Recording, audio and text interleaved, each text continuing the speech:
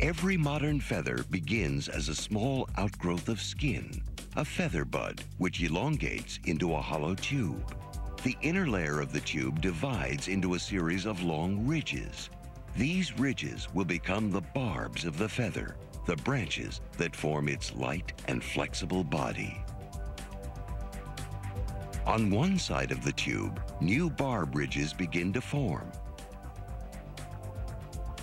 These ridges then grow around the tube. On the opposite side, these ridges collide and form the shaft of the feather. As the feather continues to grow, new barb ridges fuse to the shaft.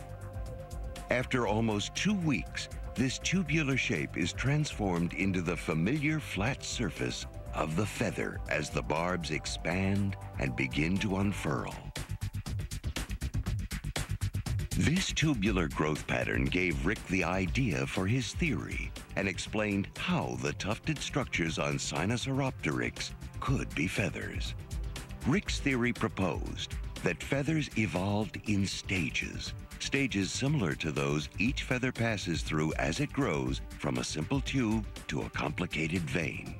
Rick realized that each stage is built upon the one preceding it. The sequence of developmental stages could be used to predict the evolutionary stages that led to the modern feather.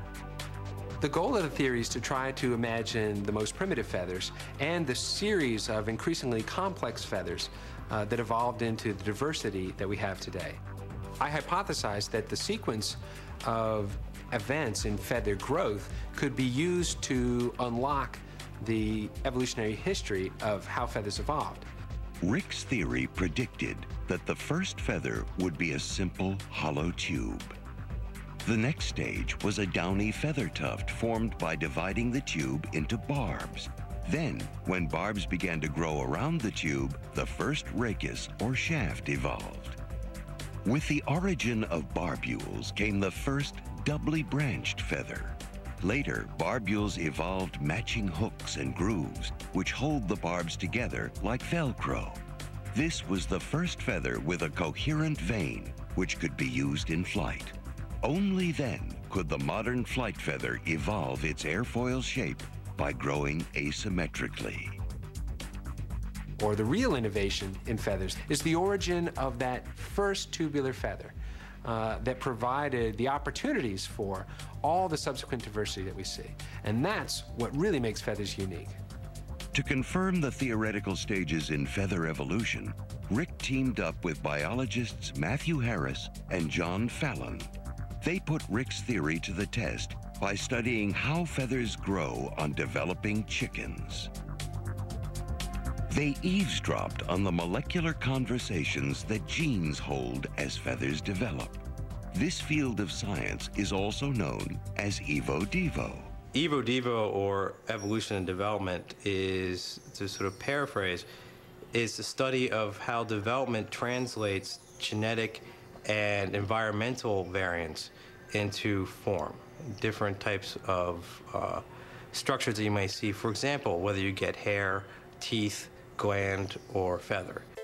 Rick and Matt discovered that there were 2 genes that worked together to prompt the growth of feather buds, tubes, and barbs as the feather progressed through its stages.